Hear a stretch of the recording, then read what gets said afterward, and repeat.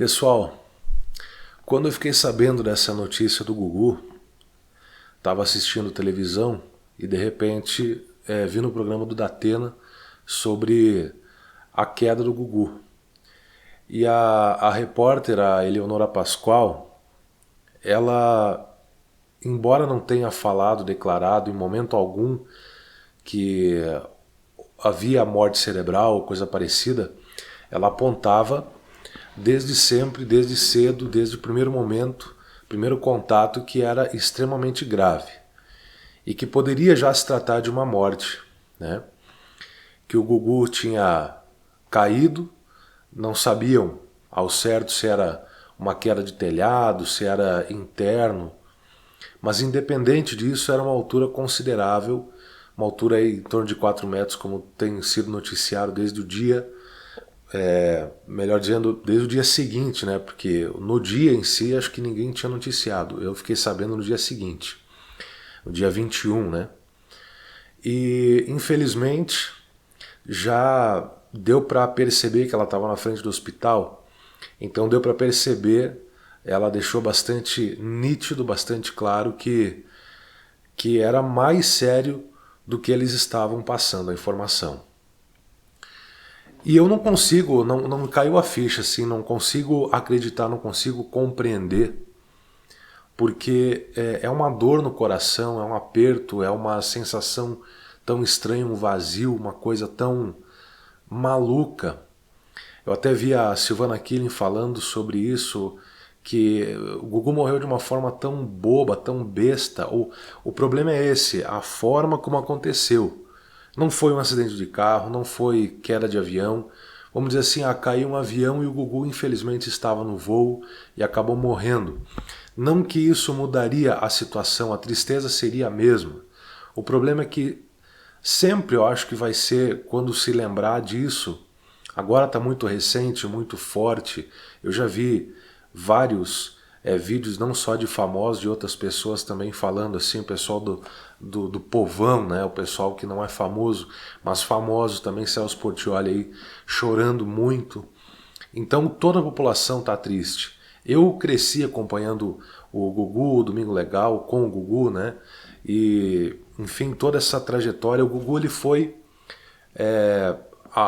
criou um personagem, né, um nome tão forte, tão querido por todos, e não é possível a gente imaginar que a vida dele foi tirada dessa forma, assim, tão abrupta, tão besta como a Silvana Killing foi. A Silvana Killing foi uma repórter que trabalhou com o Gugu no Domingo Legal, fazia aquelas entradas ao vivo no helicóptero, trazendo notícia e tudo mais. E o Gugu, ele é diferente, assim como o Silvio Santos, diferente de todos os demais apresentadores, não desmerecendo nenhum deles. Não porque o Gugu infelizmente morreu agora, então ele é o melhor de todos. Pode ter cometido seus erros, mas o fato é, a forma como o Gugu nos deixou aqui na Terra é que assombra e não permite a gente aceitar. Eu não consigo aceitar, pelo menos, não consigo entender que essa forma simplesmente foi mexer no ar-condicionado, seja lá o que for, dentro de casa, caiu, se desequilibrou. O que foi que aconteceu de fato também não interessa mais agora, não vai voltar à vida, infelizmente. Se tivesse como voltar no passado, né? Tivesse como a gente voltar, parar o tempo e voltar e avisar: Gugu, não faz isso porque você vai morrer, Gugu. Mas não tem como fazer. Então isso que eu acho que está desde o dia que eu fiquei sabendo aí nas notícias que era muito grave, que o boletim ia sair a qualquer momento, o boletim médico, e não saía. Ou seja, isso já estava mostrando e provando que era mais grave do que se imaginava, mais grave do que a imprensa estava passando, porque eles já sabiam, mas é óbvio que eles não podiam falar oficialmente, porque senão trataria-se de uma notícia falsa, uma fake news ou coisa parecida, ou dizendo assim, estão querendo matar o cara antes do tempo, tá vivo e tal. Eu gostaria muito que o Gugu tivesse realmente vivo. Embora, claro, o quadro fosse talvez tão complicado, tão sério, como o é, infelizmente. O resultado que a gente tem agora é irreversível, é algo... Não cabe, não tem como definir isso. Só que, se fosse o caso do Gugu ainda estar vivo e de repente ficar vegetando numa cama, ficar numa UTI, ficar com o aparelho ligado, ou de repente nem ficar em aparelho, mas ficar, entre aspas, bobão, ficar sem condições cerebrais de poder te responder, de poder corresponder às pessoas, entendeu?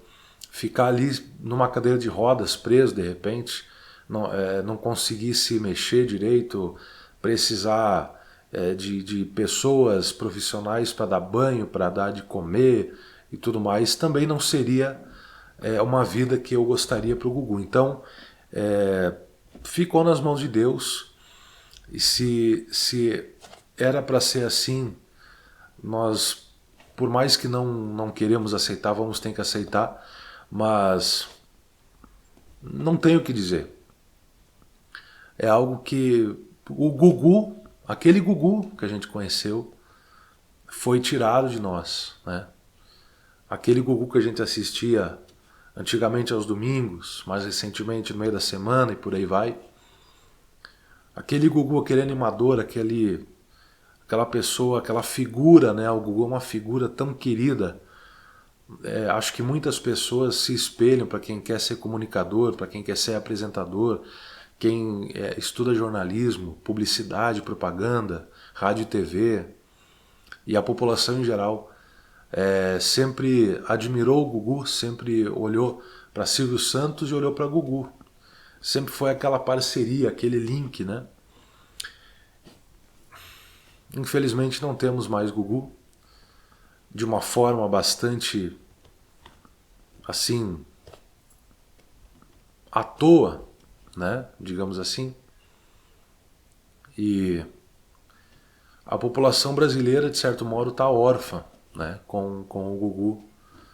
O nosso querido Gugu, assim, dizer que foi só mexer num ar-condicionado, antes não tivesse, quem sabe antes não tivesse sequer tido essa folga, né? Esse recesso profissional para poder ficar vivo aqui, porque eu acho que certamente não aconteceria, né? Enfim, a gente vai ficar se lamentando sempre. Vai passar um mês, passar um ano, e a gente vai sempre lembrar. O Gugu foi, mas de que forma? Né? Então, é triste, é complicado, é inaceitável, né? O que aconteceu e da forma como aconteceu. Esse é o problema. Então só tenho aqui a dizer muito obrigado ao Gugu por todo esse tempo, tudo que a gente conseguiu enquanto fã, né? Conseguiu absorver com os programas, o entretenimento que você proporcionou, e adeus Gugu, não tem o que fazer.